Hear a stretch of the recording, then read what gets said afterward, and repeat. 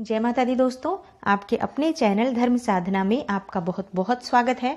माँ भगवती दुर्गा की कृपा आप और आपके पूरे परिवार पर सदा सर्वदा बनी रहे। दोस्तों, आज की वीडियो में मैं आपसे बात करने वाली हूँ सुंदरकांड के पाठ के बारे में। सुंदरकांड का पाठ हमें कब करना चाहिए, क्यों करना चाहिए, सुंदरकांड पाठ के क्या लाभ हैं, और अगर हम पूरा पाठ एक बार में न कर पाएं तो फिर पाठ करने का तरीका क्या है, और किन बातों का ध्यान रखना चाहिए जब हम सुंदरकांड का पाठ कर रहे हैं। तो कौन सी गलतियां हमें भूल कर भी इस दिन नहीं करनी चाहिए जिस दिन हम सुंदरकांड का पाठ करते हैं। तो ये सभी बातें मैं आपको आज की इस वीडियो में शेयर करने वाली हूँ। वीडियो को पूरा ज़रूर देखें, और अगर आपको आज की वीडियो अच्छी लगे तो प्लीज़ इसे लाइक कर दीजिए और ज़्यादा से ज़्यादा इस वीडियो को शेयर कीजिए। बात करें सुंदरकांड के पाठ के बारे में। सभी समस्याओं को दूर करने वाला होता है सुंदरकांड का पाठ। मतलब अगर आपके अंदर किसी भी तरह से आत्मविश्वास की कमी हो रही है, आप समझ नहीं पा रहे हैं कि आपको क्या करना चाहिए, समस्याओं से घिरे हुए हैं, कोई रास्ता नहीं दिख रहा है, कर्ज से घिरे हुए हो, या फिर आप लंबी बीमारी से ग्रस्त हो, किसी भी समस्या से आप बहुत परेशान हो, तो आप सुंदरकांड का पाठ करना शुरू करें। निश्चित ही आपको समस्या से बाहर निकलने का रास्ता बहुत ही शीघ्र हनुमान जी की कृपा से मिल जाएगा। अगर आप बहुत अधिक परेशान हो इस बात से कि मेरा रोजगार नहीं चल रहा, व्यापार में वृद्धि नहीं हो रही है, या फिर नौकरी में समस्याएं आ रही है, नौकरी मिल नहीं रही है, तो इस तरह की समस्याओं से निकलने के लिए भी हनुमान जी के इस सुंदरकांड का पाठ करना सर्वश्रेष्ठ माना जाता है। शनि दोषों से परेशान हैं आप, और शनि की 7.5 से, ढैया से, या किसी भी तरह से शनि की दृष्टि आपके लग्न पर है, या आपकी मतलब शनि की दृष्टि से आप पीड़ित हैं, उनकी कृपा नहीं मिल पा रही है आपको, तो आपको हनुमान जी के इस सुंदरकांड का पाठ करना चाहिए। आपके ऊपर हनुमान जी और शनिदेव दोनों की कृपा होगी, और जो भी आपकी परेशानियां हैं वो दूर होती हैं। दोस्तों, सुंदरकांड का पाठ करना बहुत ही शुभ माना जाता है। जैसे कोई भी शुभ कार्य हो, इससे पहले सुंदरकांड का पाठ किया जाता है। श्री रामचरितमानस का ये 5वां अध्याय है, और इस अध्याय का पाठ बहुत अधिक लाभ देने वाला है। इस अध्याय का अगर आप पाठ करते हैं तो भगवान श्री राम की भी कृपा आपको मिलती है। जैसे कि पूरा रामचरित आप पढ़ते हैं, पूरा रामचरितमानस जो है, इसमें भगवान श्री राम के ही गुणों का वर्णन है, उनके पुरुषार्थ का वर्णन है, उनकी वीरता का वर्णन है। लेकिन जो हनुमान चालीसा है, जो सुंदरकांड है, इसमें भगवान श्री राम के भक्त हनुमान के गुणों का वर्णन है, उनकी वीरता, उनके पराक्रम का वर्णन है। और जब हम उनकी आराधना करते हैं, सुंदरकांड का ये पाठ करते हुए जब हम भगवान श्री राम और हनुमान की आराधना करते हैं, तो हमें इनकी कृपा मिलती है, और हमारे सभी विघ्न, सभी बाधाएं रास्ते की दूर हो जाती हैं, और संकट दूर हो जाता है। तो ये जो पाठ है बहुत अधिक लाभ देने वाला है। अब बात करते हैं कि इसे कब करना चाहिए। दोस्तों, सुंदरकांड का पाठ करने का जो समय होता है, वैसे तो आप कभी भी कर सकते हैं। सुंदरकांड का पाठ करने से हनुमान जी की कृपा मिलती है, तो आप मंगलवार को करें, बहुत श्रेष्ठ होगा, क्योंकि मंगलवार को हनुमान जी का ही दिन है। लेकिन अगर आप शनि दोषों से पीड़ित हैं, शनि की कृपा दृष्टि आपको नहीं मिल पा रही है, उनकी वजह से आपके जीवन में परेशानियां हैं, व्यापार आपका रुका हुआ है, काम आपका नहीं बन पा रहा है, हर काम आपका विलंबित हो रहा है, देर से हो रहा है, तो इसके लिए आपको चाहिए कि आप शनिवार के दिन सुंदरकांड का पाठ करें। और प्रति शनिवार अगर आप सुंदरकांड का पाठ करते हैं तो कुछ ही शनिवार में आपकी जो परेशानियां हैं वो दूर होने लग जाती हैं। क्योंकि शनिवार के दिन जब हम हनुमान जी के इस सुंदरकांड का पाठ करते हैं तो हनुमान जी की कृपा मिलती है, और हनुमान जी के भक्त को शनिदेव बिल्कुल भी परेशान नहीं करते हैं। तो ये तो गारंटी हो जाती है कि हम जब हनुमान जी की आराधना करेंगे तो शनिदेव हमें बिल्कुल परेशान नहीं करते हैं। तो इसलिए आपको शनिवार के दिन करना चाहिए जब आप शनि दोषों से पीड़ित हैं। तो और बाकी अगर आप किसी भी समस्या से परेशान हैं तो आप मंगलवार के दिन करें। आप चाहें तो प्रतिदिन कर सकते हैं, मतलब इतना लाभकारी है ये पाठ। आप अगर 43 दिन तक हर रोज करें इस पाठ को, तो आपके जीवन में आने वाली हर समस्या दूर हो जाएगी।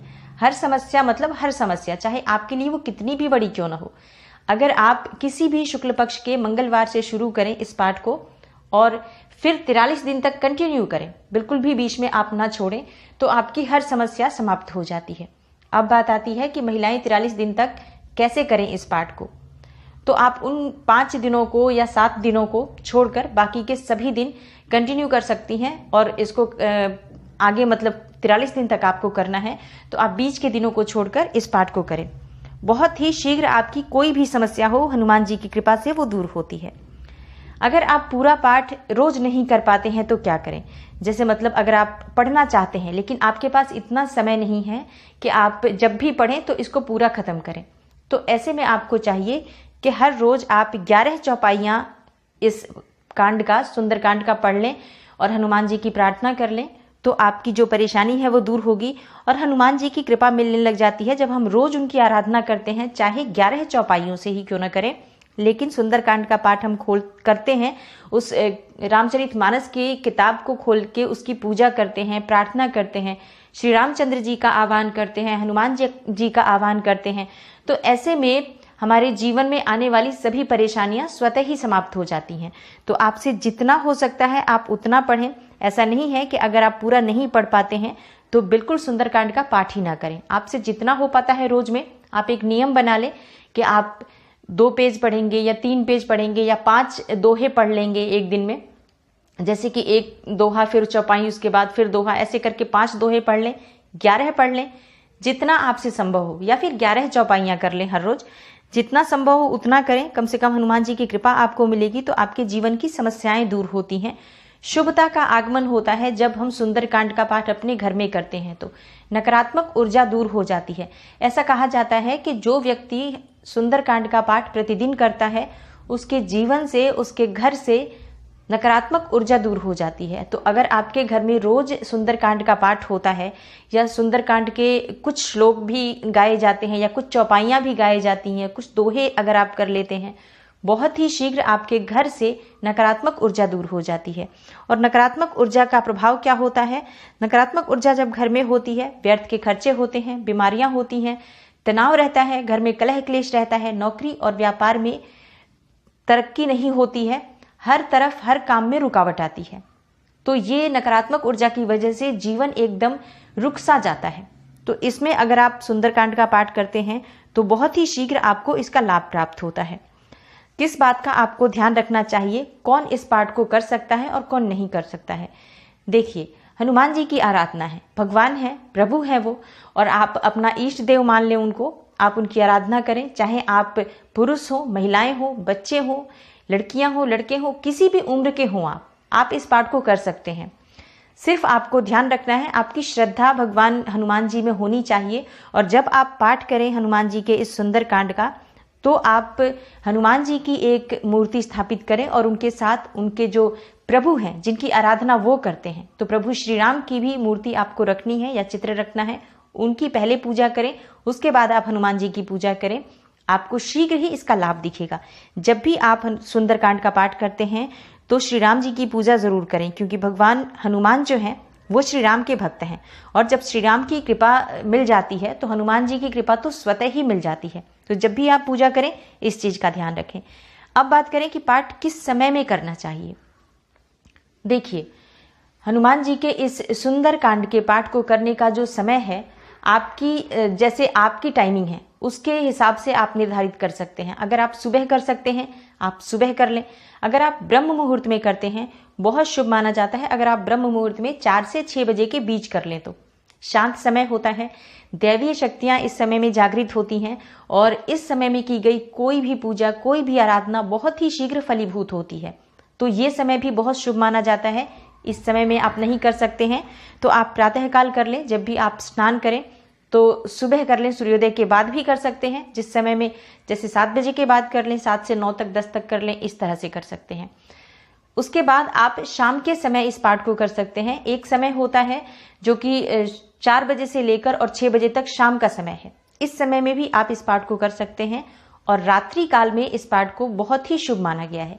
जैसे कि आप सूर्यास्त के बाद अगर हनुमान जी के इस पाठ को करते हैं तो बहुत ही शीघ्र आपको इसकी कृपा मिलती है, और बहुत ही शीघ्र आपको इस पाठ का लाभ प्राप्त होता है। जिस भी कामना से आप कर रहे हो, आप अपने समय के हिसाब से निर्धारित करें कि आपको किस समय में ये पाठ करना है, उसके बाद से आप पाठ कर लें। समय का कोई बंधन नहीं है। देखिए, जिस समय भी आप भगवान की भक्ति करना चाहते हैं उस समय ही आपके लिए सबसे शुभ समय हो जाता है। तो आप अपने समय के हिसाब से देख लें कि आप किस समय में हनुमान जी के इस सुंदरकांड की आराधना करना चाहते हैं। अब बात करें कि जब आप हनुमान जी की इस पाठ को कर रहे हैं, आपको किस बात का ध्यान रखना है, कौन सी गलती आपको नहीं करनी है। अगर आप मंगलवार को या शनिवार को पूरा सुंदरकांड का पाठ करते हैं तो आपको ध्यान रखना है कि आज आपको अपना भोजन सात्विक रखना है। मतलब आज आपको लहसुन प्याज नहीं खाना है, मांस मदिरा का सेवन तो बिल्कुल भी नहीं करना है। आज आपको ब्रह्मचर्य का पालन जरूर करना चाहिए अगर आप सुंदरकांड का पाठ कर रहे हैं पूरा तो। और आपको ध्यान रखना है कि आज आप किसी से भी वाद विवाद में ना उलझें, किसी से भी लड़ाई झगड़ा ना करें, कोई भी ऐसी गलती ना करें आप जिससे कि आपके इस पाठ का जो लाभ है वो आपको ना मिले। क्या होता है, जब हम कोई पाठ करते हैं, पूजा करते हैं, तो हमें ध्यान रखना चाहिए हमारे घर में कलह क्लेश ना हो, शांति बनी रहे, जिससे कि जो हमने पाठ किया है उसकी सकारात्मकता जो है वो बनी रहे। और आपको ध्यान रखना है कि आप आज के दिन ना तो आपको कर्ज लेना चाहिए और ना ही किसी को उधार देना चाहिए। इस बात का आपको ध्यान रखना है। अब बात करें कि पाठ करें कैसे, मतलब विधि क्या है पाठ को करने की। तो देखिए, जब हम सुंदरकांड का पाठ करें, स्नान इत्यादि करें पहले, उसके बाद साफ स्वच्छ वस्त्र धारण करें। संभव हो तो आज आप लाल वस्त्र धारण करें तो सर्वश्रेष्ठ होगा, या फिर आप कोई भी दूसरा वस्त्र धारण करते हैं तो सफाई का ध्यान रखें, शुद्धता का ध्यान रखें। काले रंग के कपड़े ना पहने, इस बात का आपको ध्यान रखना है। नीले रंग के कपड़े नहीं पहनने हैं, इस बात का आपको ध्यान रखना है। बाकी आप जिस भी रंग के वस्त्र पहने बस वो स्वच्छ हो, इस बात का ध्यान रखें। हनुमान जी की फोटो लें और उसके साथ ही श्री राम की फोटो भी आपको लेनी है। दोनों ही की पूजा करनी है आपको, पहले श्री राम की फिर हनुमान जी की। भोग लगाएं। भोग में क्या लगा सकते हैं आप, हनुमान जी को बहुत प्रिय है बूंदी के लड्डू, तो वो आप भोग में लगाएं। गुड़ का भोग भी लगा सकते हैं, गुड़ और चने का भोग भी लोग लगाते हैं। तो जो भी आपके पास उपलब्ध हो, हनुमान जी को नैवेद्य स्वरूप भोग में अर्पित करें। फल का भोग लगा सकते हैं आप, जैसे कि केले भगवान हनुमान जी को बहुत प्रिय हैं, तो केले का भोग आप लगा सकते हैं। इस तरह से आप हनुमान जी की पहले पूजा कर लें, धूप दीप नैवेद्य अर्पित करें उनको, और पूजा के बाद आप प्रार्थना करें हनुमान जी से, आवाहन करें उनका, और उसके बाद आप अपनी जो पाठ आपने करना है उसकी आप शुरुआत कर सकते हैं। जब पाठ समाप्त हो जाए तो भगवान को भोग लगाएं, आरती करें और फिर से उनका जो आवाहन किया है आपने तो उनकी विदाई कर दें। और इस तरह से आपको पूजा करनी है। पाठ जब पूरा हो जाता है तो उसके बाद आपको प्रार्थना करनी है, अपनी कामना हनुमान जी से कहनी है। देखिए, पाठ पूरा होने के बाद ही जब हम प्रार्थना कर लें, उनकी आराधना कर लें, उसके बाद ही हमें अपनी मनोकामना कहनी चाहिए, जिससे कि जब हम प्रभु प्रसन्न होते हैं उसके बाद हम कुछ मांगें तो हमारी कामना शीघ्र पूर्ण हो जाती है। इस तरह से आपको पाठ करना है, चाहे आप मंगलवार को करें, चाहे शनिवार को करें, या चाहे तो आप प्रतिदिन कर सकते हैं। इस पाठ के बहुत अधिक लाभ हैं और जब आप करेंगे तो आपको खुद ही इसका चमत्कार दिख जाएगा। तो उम्मीद करती हूँ सुंदरकांड से जुड़ी हुई ये महत्वपूर्ण जानकारी आपको जरूर अच्छी लगेगी। आपको इस वीडियो से लाभ हो तो वीडियो को लाइक कीजिए और ज़्यादा से ज़्यादा इस वीडियो को शेयर कीजिए। अगर आप इस चैनल पर नए हैं तो चैनल को सब्सक्राइब कर लीजिए और बेल बटन को जरूर प्रेस कर लीजिए। इससे ये होगा कि इस तरह की सभी वीडियोज़ की नोटिफिकेशन आपको सबसे पहले मिलेगी। मैं मिलती हूँ आपसे अगली वीडियो में, तब तक के लिए जय बजरंगबली, जय हनुमान जी, नमस्कार।